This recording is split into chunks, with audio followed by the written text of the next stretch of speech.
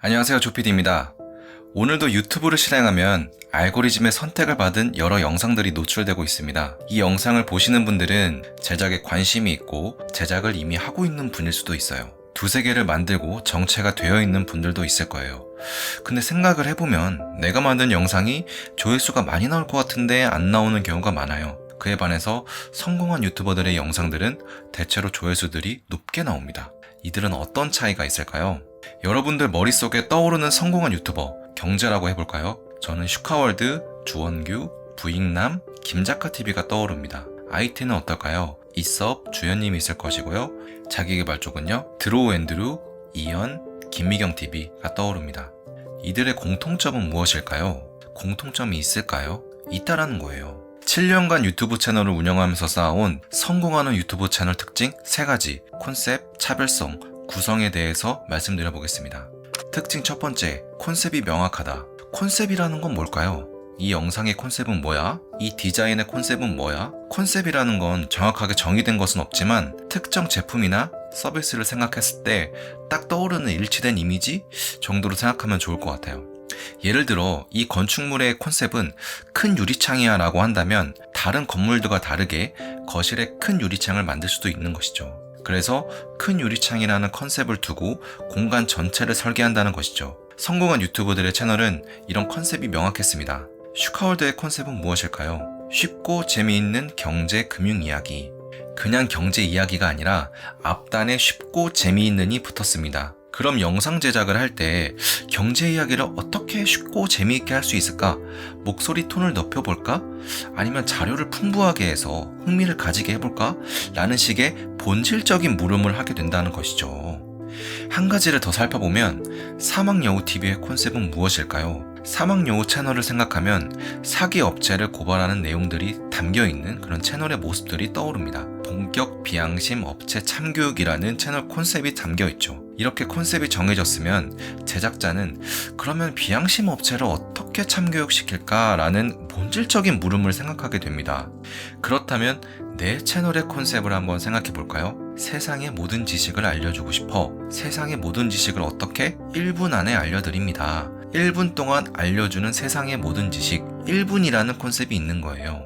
예를 들어서 또 나는 직장인이고 여행하는 걸 좋아하니까 여행 영상을 한번 찍어 올려야겠어. 주변 동료나 친구들에게 물어봅니다. 어떻게 찍을까? 뭐 찍을까? 저는 개인적으로 주변 사람들보다는 스스로에게 물어봐야 한다고 생각합니다. 여행 유튜브? 그럼 어떤 여행 유튜브를 만들 것인가? 그냥 여행 일본이나 베트남, 이집트 세계여행? 이건 컨셉이 아닙니다. 나는 인간극장 여행 다큐를 찍을 거야. 그러면 나레이션이 필요하니까 내가 직접 녹음한 나레이션으로 인간극장 스타일의 여행 브이로그라는 그런 컨셉을 만들 수 있습니다. 아니면 사기꾼 참교육 여행 유튜버. 각 나라를 여행하면서 사기꾼만 참교육하는 거예요. 네, 이런 식으로 채널 콘셉트에 대해서 조금 이해가 되실까요? 여러분들의 채널 콘셉트를 한 문장으로 표현한다면 뭐라고 표현할 수 있으신가요? 자, 특징 두 번째. 다른 채널과는 분명한 다른 차별성이 있습니다. 제가 좋아하는 이오라는 인터뷰 채널인데 이 채널의 콘셉트는 스타트업 CEO 인터뷰입니다. 어떤 CEO 인터뷰일까? CEO 인터뷰 채널은 많잖아요? 그럼 이오 채널이 가진 다른 CEO 인터뷰 채널과는 어떤 차별성이 있을까? 바로 쉽게 들을 수 없는 이야기를 가진 인터뷰이. 여기에 차별성이 있습니다. 여기에 출연하는 인터뷰이들은 쉽게 섭외할 수 없는 진입장벽이 높은 사람들입니다. 특히 미국 실리콘밸리의 성공한 창업자들의 그런 이야기들을 많이 담았는데요. 저 또한 그 인터뷰들을 보면서 기업가 정신이 뭐고 정말 치열하구나 라는 걸 느끼게 되었습니다. 어떻게 섭외할 수 있었을까요? 그걸 섭외해낸다는 거죠. 차별성입니다. 차별성이라는 것은 유튜브 채널을 하나의 카페라고 볼게요. 점심시간마다 가는 카페가 있을 거예요. 오늘은 어디 카페 갈까? 내가 분위기 좋은 카페 알아. 거기 가자. 여기서 그 카페의 차별성은 무엇일까요? 분위기. 감성적이든 조용하든 내가 그 카페를 선택한 건 근처 다른 카페보다 분위기가 좋아서겠죠. 아니면 회사 근처에 스타벅스나 투썸, 브랜드 커피밖에 없어. 근데 그 근처 어떤 카페는 아이스 아메리카노가 900원이래. 차별성은 뭐예요? 저렴한 가격. 이렇게 되는 거죠. 여러분들의 채널은 비슷한 다른 채널과 어떤 차별성을 가지고 계신가요? 차별성이 딱히 떠오르지 않는다면 시청자들의 여러분들의 영상을 볼 특별한 이유가 없다는 거예요. 그렇게 되면 어떻게 돼요? 조회수가 영상마다 일정하지 않고 이렇게 등락이 있겠죠. 내 채널만의 차별 포인트를 세워보시길 바라겠습니다. 마지막 세 번째 특징, 구성이 좋다. 구성이 좋다라는 것은 하나의 영상을 봤을 때 그 영상을 이루고 있는 각 요소들, 촬영, 편집점, 스토리, 썸네일 등등이 잘 되어 있습니다. 한마디로 어떤 스토리텔링이 잘 되어 있어요. 전하고자 하는 메시지도 있고요.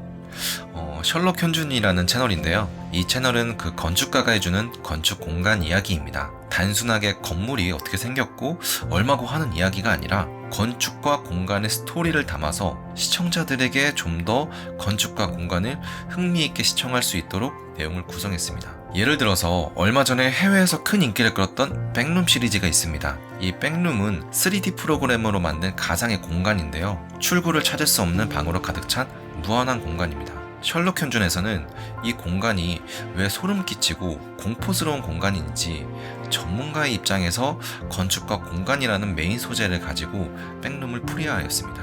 전문성과 흥미 소재를 결합한 것이죠. 이러면 어때요?